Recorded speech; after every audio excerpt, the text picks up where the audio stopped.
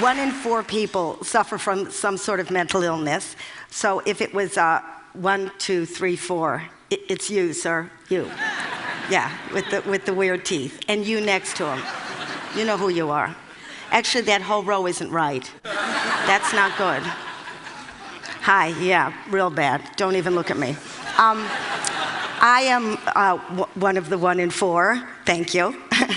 I think I inherited from my mother, who used to crawl around the house on all fours. She had 2 sponges in her hand, and then she had 2 tied to her knees. My mother was completely absorbent. And she would crawl around behind me going, "Who brings footprints into a building?" So that was kind of a clue that things weren't right. So before I start, I would like to thank the makers of lamotrigine, sertraline, and reboxetine. Because without those 2 simple chemicals, I would not be vertical today. How did it start? My mental illness started, well, I'm not even going to talk about my mental illness. What am I going to talk about? Okay. I always dreamt that when I had my final breakdown, it would be because I had a deep Kafkaesque existentialist revelation, or that maybe Cate Blanchett would play me and she would win an Oscar for it. But that's not what happened. I had my breakdown during my daughter's sports day.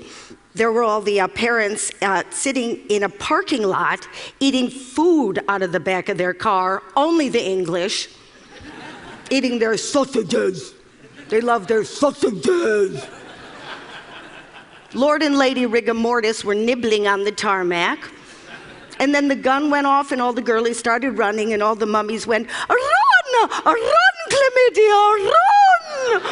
Run like the wind, Veruca! Run!" And all the girlies running, everybody, except for my daughter, who was just standing at the starting line, just waving, because she didn't know she was supposed to run. So I took to my bed for about a month, and when I woke up, I found I was institutionalized. And when I saw the other inmates, I realized that I had found my people, my tribe, because they became my only friends. They became my friends, because very few people that I knew, I wasn't sent a lot of cards or flowers. I mean, if I had had a broken leg or I was with child, I would have been inundated, but all I got was a couple phone calls telling me to perk up.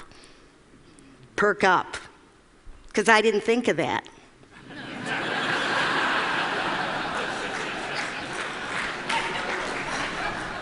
Because, the one thing that you get with this disease, this one comes with the package, is you get a real sense of shame.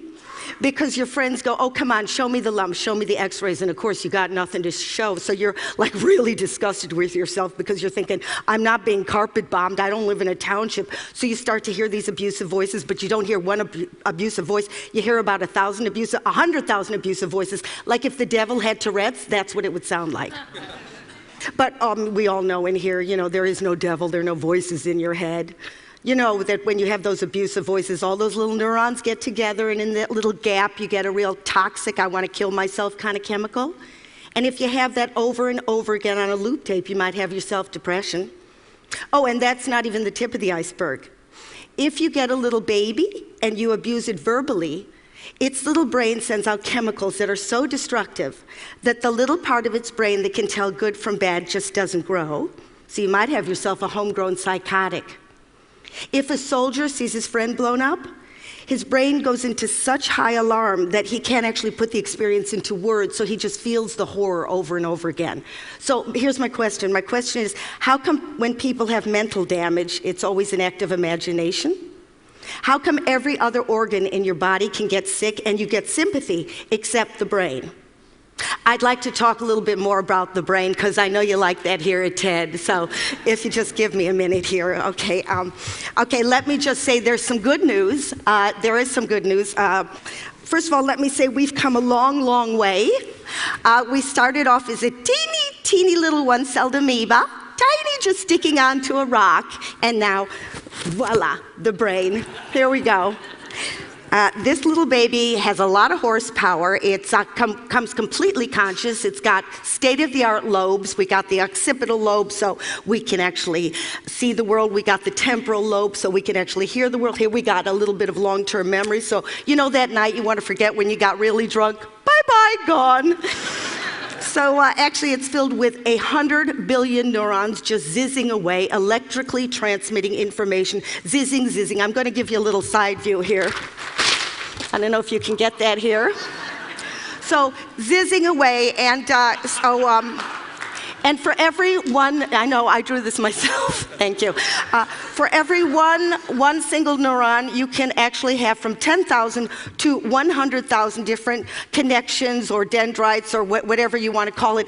And every time you learn something or you have an experience, that bush grows, you know, that bush of information. Can you imagine every human being is carrying that equipment, even Paris Hilton? Go figure. But I got a little bad news for you, folks. I got some bad news. This isn't for the 1 in 4, this is for the 4 in 4.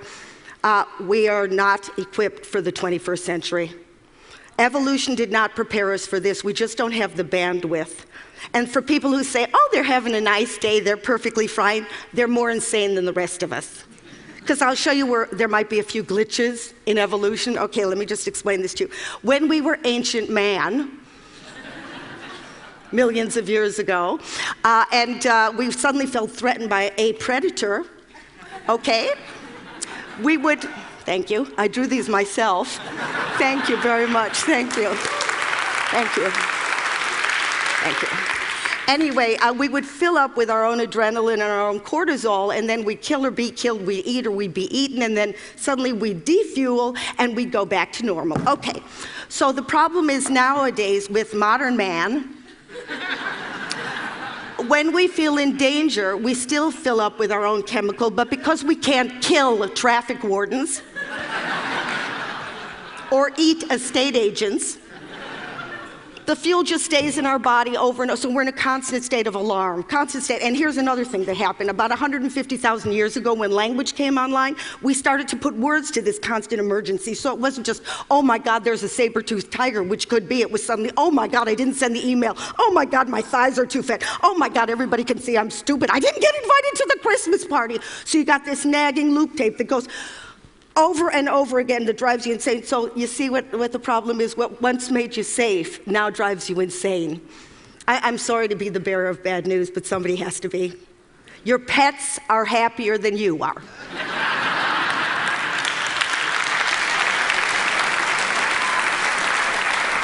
So kitty cat, wow, happy, happy, happy. Human being, screwed. Completely and utterly. So screwed. But my point is, if we don't talk about this stuff and we don't learn how to deal with our lives, it's not going to be 1 in 4. It's going to be 4 in 4 who are really, really going to get ill in the upstairs department. And while we're at it, can we please stop the stigma? Thank you.